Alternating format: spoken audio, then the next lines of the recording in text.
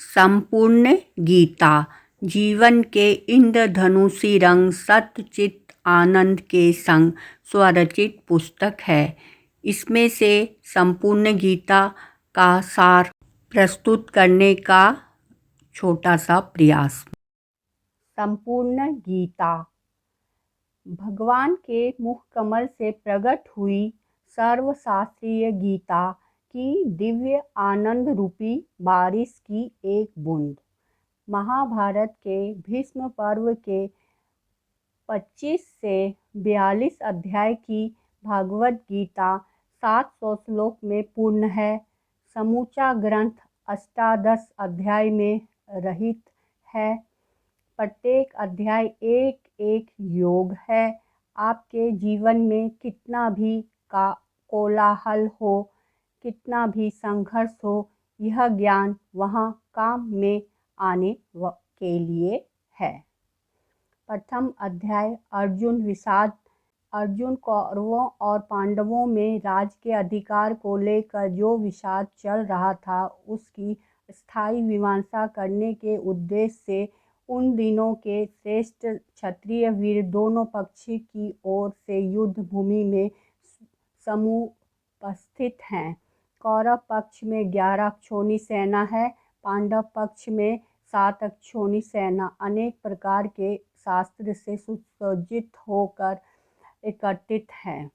जब अर्जुन अपने विपक्ष प्रबल सैन्य समूह को देखकर भयभीत हो गए थे, उनके मोहजन सगे संबंधी जीव प्रेम ने देश और राजा के प्रति उनके कर्तव्य को भुला दिया। इस प्रकार साहस और विश्वास से भरे अर्जुन महायुद्ध का आरंभ होने से पहले ही युद्ध स्थगित कर रथ पर बैठ जाते हैं और कहते हैं, मैं युद्ध नहीं करूँगा। मैं पूज्य गुरुजनों तथा संबंधियों को मारकर राज्य का सुख नहीं चाहता। भिक्षान खाकर जीवन धारण करना श्रेष्ठ कर मानता हूँ। उसका शरीर कांपने लगा, गला सूखने लगा, शरीर शिथिल होने से गांडीव धनुष हाथ से गिर पड़ा। उस समय उन दोनों में जो विस्तृत वार्तालाप हुआ, वही 18 अध्याय वाली श्रीमद्भगवत गीता है। द्वितीय अध्याय सांख्य योग। सांख्य शब्द का अर्थ है ज्ञान तथा योग शब्द का अर्थ है कर्म। भगवान कहते हैं, कर्म में ही तुम्हारा अधिकार है, कर्म फल में नहीं, क्योंकि वह तुम्हारे अधिकार क्षेत्र से बाहर है। तुम कर्म फल की आशा से कर्म में प्रवृत्त ना हो, फिर कर्म त्याग में भी तुम्हारी प्रवृत्ति ना हो, अर्थात अपना कर्तव्य कर्म करते चलो। इसमें प्रधानतः आत्म तत्व की ही चर्चा हुई है। शरीर नित्य और आत्मा जन्म मृत्यु रहित तथा नित्य है। निष्काम कर्म भक्ति और ज्ञान सम्मिलन के फलस्वरूप ब्रह्म प्राप्ति और स्थित प्रज्ञ अवस्था होती है। इस अवस्था में स्थित होकर मनुष्य निष्काम भाव से अपने वर्ण और आश्रम के कर्म करके अंत में ब्रह्मा निर्माण या मोक्ष प्राप्त करते हैं। कर्मण्येवाधिकारस्तेषु मा फलेषु कदाचन मा कर्म फल हेतुभा ते संतो कर्मणि। 47वां श्लोक। तृतीय अध्याय कर्मयोग। कर्मयोग में सभी कर्म केवल दूसरों के लिए किए जाते हैं। हम सुख चाहते हैं, अमरता चाहते हैं, निश्चिंतता चाहते हैं, निर्भीकता चाहते हैं, स्वाधीनता चाहते हैं। यह सब हमें संसार से नहीं मिलेगा। प्रयुक्त संसार से संबंध विच्छेद से मिलेगा। हमें संसार से जो मिला है उसको केवल संसार की सेवा में अर्पित कर दें, यही कर्मयोग है। यदि ज्ञान के संस्कार है तो स्वरूप का साक्षात हो जाता है, और यदि भक्ति के संस्कार हैं तो भगवान में प्रेम हो जाता है। जो कर्म हम अपने लिए नहीं चाहते उसको दूसरे के प्रति ना करें। मैं और मेरा भाव ही दुख का जनक है। निरंतर कर्म करो किंतु उसमें आसक्त ना हो जाओ। अनासक्ति ही आत्म त्याग है। जो व्यक्ति धन या अन्य किसी प्रकार की कामना न रख कर कार्य करते हैं वे ही सर्वश्रेष्ठ उत्तम कर्म करता है। सब कर्म ईश्वर को अर्पण करते चले, यही कर्म योग का ध्येय है। निष्काम कर्म मनुष्य को ही भगवान के समीप पहुंचा देता है। चतुर्थ अध्याय ज्ञान योग। मनुष्य शरीर में किए हुए कर्मों का फल ही लोक तथा परलोक में भोगा जाता है। जैसे धूल का छोटा से छोटा कण भी विशाल पृथ्वी का ही एक अंश है, ऐसे ही यह शरीर भी विशाल ब्रह्मांड का ही एक अंश है। ऐसे मानने से कर्म तो संसार के लिए होंगे, पर योग नित्य योग अपने लिए अर्थात परमात्मा का अनुभव हो जाएगा। जड़ के साथ अपना संबंध मानना ही परमात्मा के साथ अपने नित्य संबंध को भुलाना है। करना, जानना और पाना शेष नहीं रहने से वह कर्म भोगी अशुभ संसार बंधन से मुक्त हो जाता है। यदा यदा हि धर्मस्य ग्लानिर्भवति भारत अभ्युत्थानम् धर्मस्य तदात्मान सृजाम्यहम्। 7वां श्लोक। पंचम अध्याय संन्यास योग। कर्म के द्वारा ईश्वर के साथ संयोग ही कर्म योग है। जिस कर्म में भगवान का संयोग नहीं होता वह कर्म योग नहीं, वह केवल कर्म मात्र है। कर्म सकाम होने से ही वह बंधन का कारण होता है और निष्काम होने से चित्त शुद्धि कर्म से वह मोक्ष का कारण बनता है। राग मिटे बिना संसार की स्वतंत्र सत्ता का अभाव होना बहुत कठिन है। माया ही अज्ञान है। माया से अहम ज्ञान और कर्तव्य बोध होता है। अहम बुद्धि बंधन का कारण है। उसी से जीव मोह प्राप्त होता है, जिससे वह आत्मस्वरूप का ज्ञान खो बैठता है। इस अहम रूप अज्ञान से मिट जाने से ही ब्रह्म आत्म रूप से प्रकट होते हैं। श्री भगवान ने कर्म, अकर्म और विकर्म सब कुछ छोड़कर संन्यास हो जाने का उपदेश नहीं दिया। अर्थात यथार्थ में पूर्ण तथा कर्म फल का परित्याग करके कर्मयोगी या नित्य संन्यास होने का ही आदेश दिया है।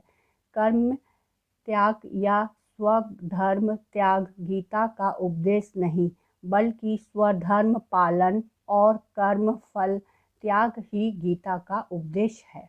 6वां अध्याय ध्यान योग।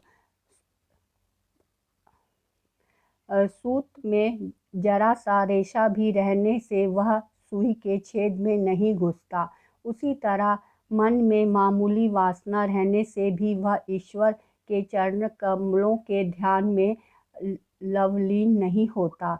जिस विवेक युक्त बुद्धि द्वारा मन वशीभूत है वह मन ही जीव का मित्र है, और यदि मन विजित न हुआ तो वह शत्रु की तरह जीव को हर प्रकार से हानि पहुंचाता है। जो रूप रस आदि विषयों के संसर्ग में आकर निर्विकार रहते हैं और मृत्यु का प्रशस्त तथा सुवर्ण और समदर्शी हैं, वही आत्मनिष्ठ कहे जाते हैं। मन बलवान है जो साधक को जबरदस्ती विषयों में ले जाता है। अंततः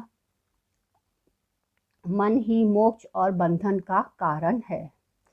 पाप या पुण्य कोई भी कर्म बिना फल के नष्ट नहीं होते, अतः जितने शुभ कर्म किए गए हैं उनका फल कर्म करने वाला अवश्य पाएगा। कोई भी ध्यान योग बहुत कठिन है, इसके लिए अनेक प्रयत्न करने की आवश्यकता है।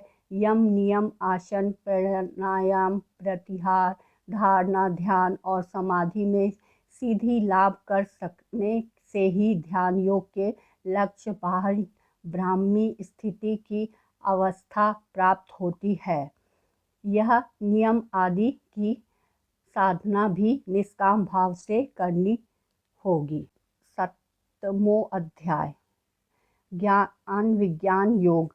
परमेश्वर का ज्ञान क्यों नहीं होता?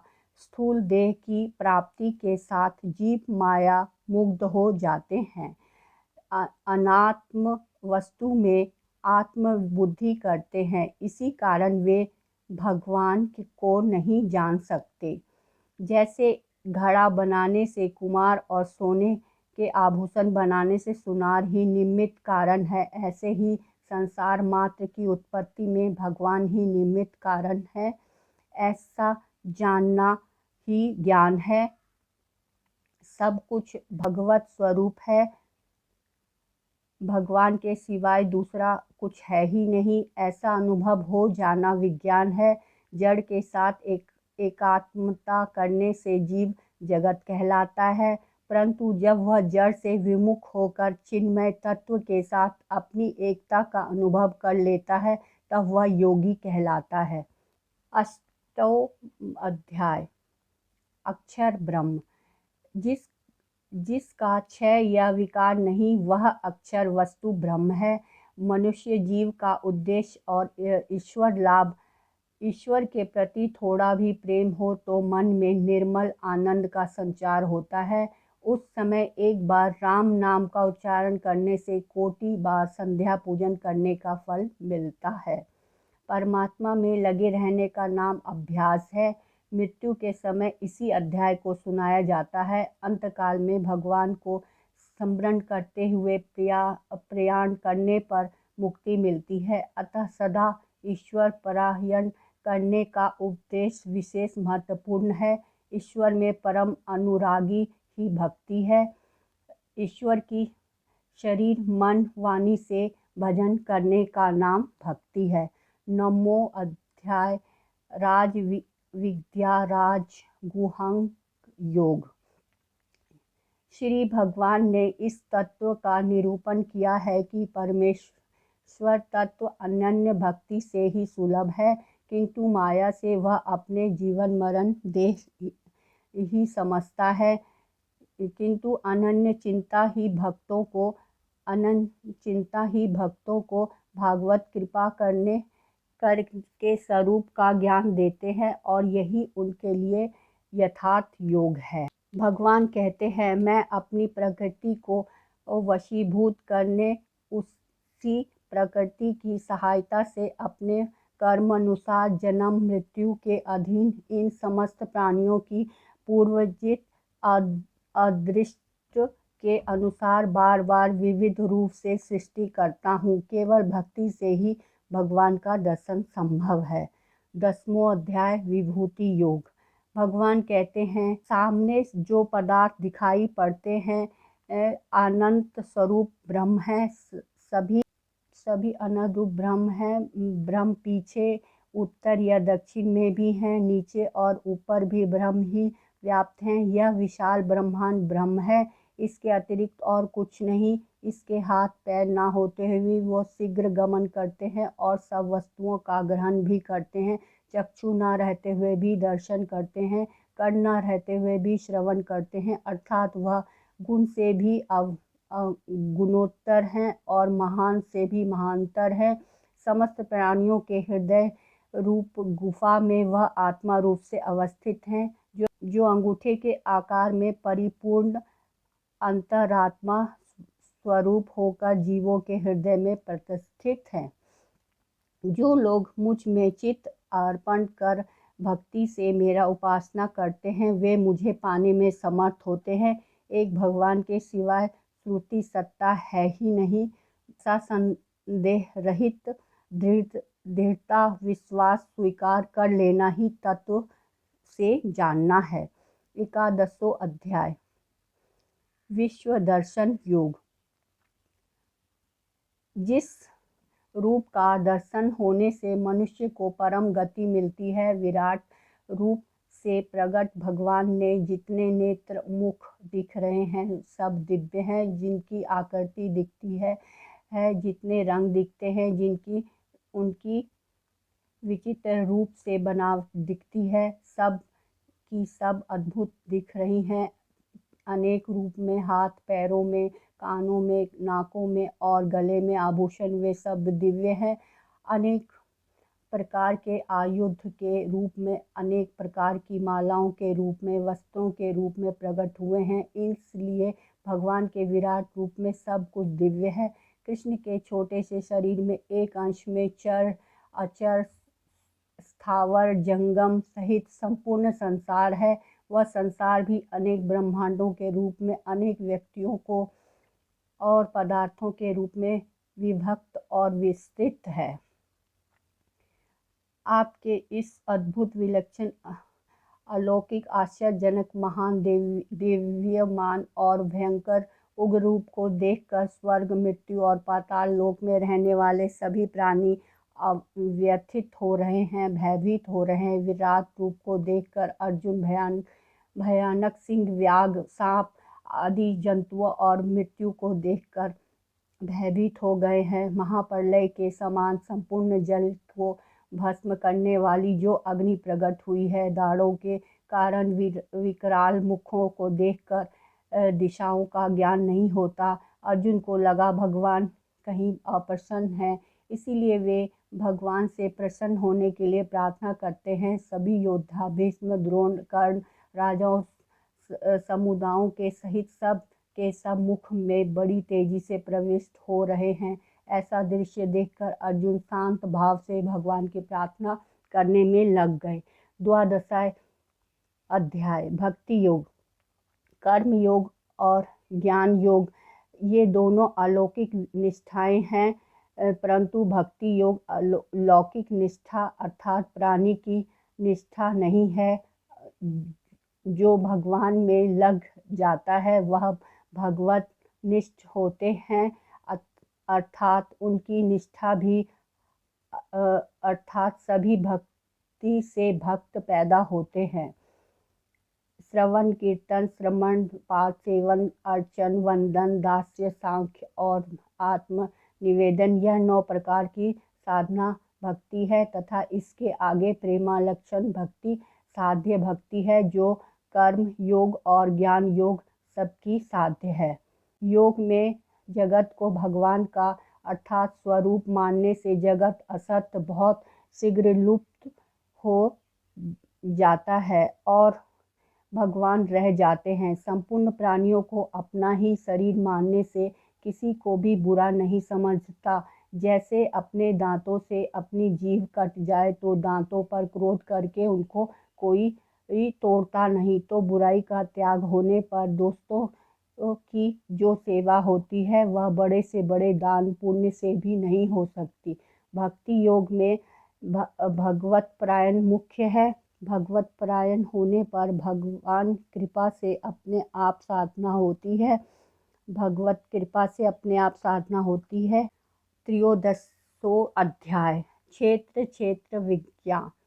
इस प्रकार खेत में जैसा बीज बोया जाता है वैसा ही अनाज पैदा होता है, उसी प्रकार शरीर में जैसा कर्म किए जाते हैं उसके अनुसार दूसरे शरीर परिस्थिति आदि मिलते हैं। तात्पर्य यह है कि इस शरीर में किए गए कर्म के अनुसार ही यह जीव बराबर जन्म मरण रूप फल भोगता है। इसी दृष्टि से इसको क्षेत्र खेत कहा गया है। जहाँ से बंधन होता है वहीं से खोलने पर बंधन से छुटकारा होता है। अतः मनुष्य शरीर से ही बंधन है और मनुष्य शरीर द्वारा ही बंधन से मुक्ति हो सकती है। अगर मनुष्य अपने शरीर के साथ किसी प्रकार का अहम ममता रूप संबंध न रखे तो वह मात्र संसार से मुक्त ही है। संसार से राग रहित होकर ही संसार के वास्तविक स्वरूप को जाना जा सकता है।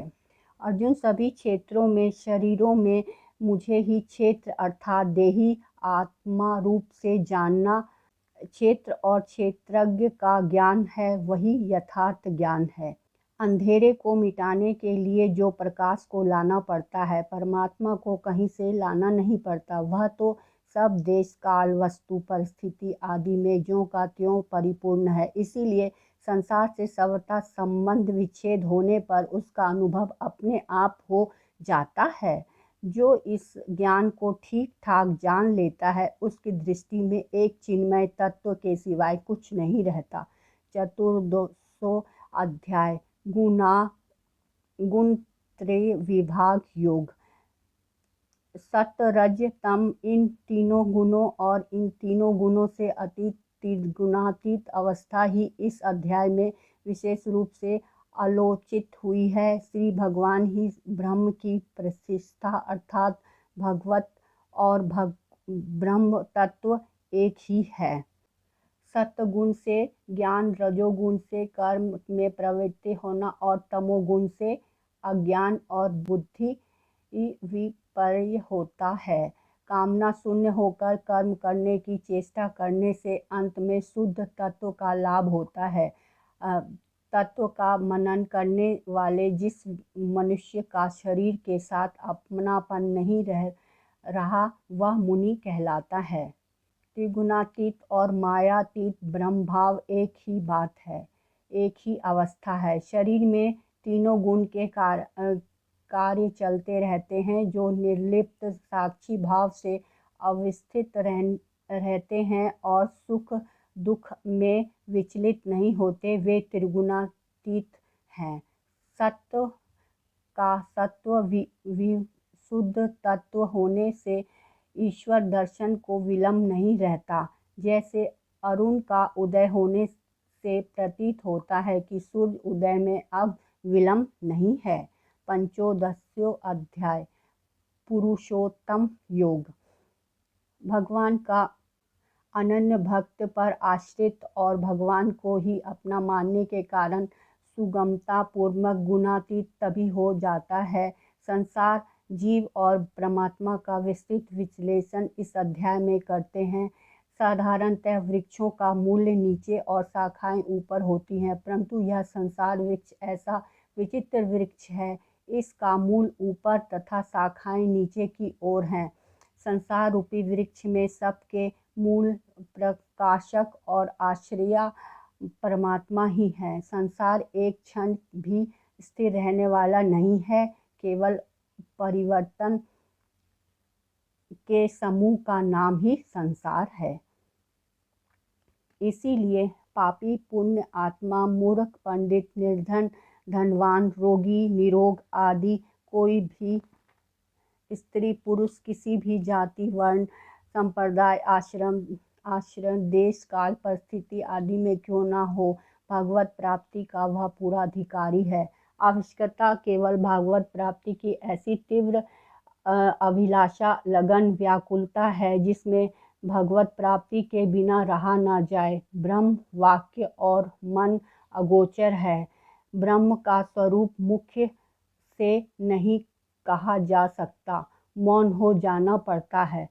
अनंत को कौन मुख से समझेगा। 16वां अध्याय देव योग संपत्ति मुक्ति के लिए और असुर योग संपत्ति संसार बंधन का हेतु है। असुर स्वभाव वाले लोग धर्म में प्रवृत्त और अधर्म में निवृत्त नहीं जानते। उसमें ना पवित्रता, ना सदाचार और ना सद्व्यवहार ही है। देवी संपदा, भय रहित चित्त शुद्धि, आत्मज्ञान में निष्ठा, कर्म योग, परायणता, सत्य, अक्रोध, त्याग, शांति, जीवों पर दया, लोभ शून्यता, धैर्य, अहिंसा, अहंकार शून्यता आदि देवी संपदाएं हैं। काम, क्रोध, लोभ इन तीनों आसुरी स्वभाव का मूल कारण जानना तथा नरक के द्वार स्वरूप समझना, इन तीनों का परित्याग कर सकते हैं, स्वः व संशोधन होगा। सर्वधर्म पालन ही श्रेष्ठ धर्म है तथा धर्म के निर्णय में शास्त्र प्रमाण है। मनुष्य जन्म की सार्थकता यही है कि वह शरीर प्राणों के मोह में फंसकर केवल परमात्मा प्राप्ति के उद्देश्य से शास्त्र विहीन कर्म ना करे। 17वां अध्याय श्रद्धात्रय विभाग योग। सत्व नाम अंतःकरण का है, अतः अंतःकरण के अनुरूप श्रद्धा होती है। अर्थात अंतःकरण जैसा होता है उसमें सात्विक राजस तामस जैसे संस्कार होते हैं, वैसे ही श्रद्धा होती है। अर्थात ये स्वभाव से पैदा होती है। संसार श्रद्धा में भोग की, धार्मिक श्रद्धा में भाव की और पारमार्थिक श्रद्धा में तत्व की प्रधानता है। इसमें सात्विक श्रद्धा भगवान की तरफ लगाने वाली होती है और राजसी तामसी श्रद्धा संसार के तरफ लगाने वाली होती है। सात्विक श्रद्धा देवी संपत्ति हुई और राजसी तामसी श्रद्धा असुरी संपत्ति हुई। परमात्मा के लिए और परमात्मा की प्राप्ति के लिए देवी संपदा के जो सत्य, क्षमा, उदारता, त्याग आदि श्रेष्ठ गुण हैं, उनके लिए सप्त शब्द का प्रयोग किया गया है। सत्य, तत्व, सत्गुण, स्वभाव आदि भगवान का संबंध होने से भी कर्म सत्य अर्थात सत्फल वाले हो जाते हैं और असत्य के संबंध का त्याग होने पर कर्म सत्य हो जाता है। पुण्य कर्म से पुण्य की उत्पत्ति होती है और पाप कर्म से पाप की उत्पत्ति। रमणीय आचरण करने वाले श्रेष्ठ योनियों में जन्म ग्रहण करते हैं और निंदनीय आचरण करने वाले निकृष्ट योनि में जाते हैं। यही संसार का शाश्वत नियम है। इस कर्म पाप से मुक्ति हुए बिना मनुष्य सैकड़ों कल्प बीत जाते हैं, उसके कर्म समाप्त नहीं होते। कुछ कर्म के फल स्वरूप शरीर धारण करके सुख दुख का भोग चलता रहता है। सुख दुख के भोग के समय फिर नए कर्म होते हैं। ब्रह्म ज्ञान रूप अग्नि प्रारब्ध कर्म को छोड़कर समस्त शुभाशुभ कर्मों को भस्म कर देती है। अष्टादशो योग। मोक्ष योग। मनुष्य पदार्थ और क्रियाओं को अपना मानता है तो सर्वथा परतंत्र हो जाता है और भगवान को अपना मानता है और उनके अनन्य शरण होता है तो सर्वथा स्वतंत्र हो जाता है। प्रभु के शरणागत होने पर परतंत्र लेश मात्र भी नहीं रहता। यह शरणागति की महिमा है। स्वयं भगवान के शरणागत हो जाना यह संपूर्ण साधनों का सार है। सर्वथा प्रभु के शरण भी हो गए और चिंता भी करें, ये दोनों बात बड़ी विरोधी हैं। क्योंकि शरण हो गए तो चिंता कैसी, और चिंता होती है तो शरणागति कैसी। भगवान के साथ कर्मयोग का नित्य संबंध होता है। संबंधों में संसार के नित्य संबंध का त्याग है। नित्य संबंध में शांत रस है। ज्ञान योग का तात्विक संबंध है। तात्विक संबंध में तत्व के साथ एकता, तत्वबोध है। तात्विक संबंध में अखंड रस है। भक्त शरणागत का आत्मीय संबंध है। आत्मीय संबंध में भगवान के साथ अभिन्न प्रेम है। आत्मीय संबंध में अनंतर रस है। अनंतर की प्राप्ति हुए बिना जीव की भूख सर्वथा नहीं मिटती। अनंतर रस की प्राप्ति शरणागति से होती है। इसीलिए शरणागति सर्वगुहनतम एवं सर्वश्रेष्ठ साधन है। यह शरणागति गीता का सार है, जिसको भगवान ने विशेष कृपा करके कहा है। इस शरणागति में ही गीता के उपदेश की पूर्णता होती है। इसके बिना गीता अधूरी रहती है। इसलिए अर्जुन द्वारा करिष्मे वचनम तव कहकर पूर्ण शरणागति स्वीकार करने पर फिर भगवान नहीं बोले, जैसा कहेंगे वैसा करूँगा। परमात्मा का अत्यंत प्यारा बनने में ही मनुष्य जन्म की सफलता है। ईश्वर कृपा ही केवलम। ओम तत्सत। श्री कृष्णाय मस्तु। जय श्री कृष्णा, जय श्री राधे।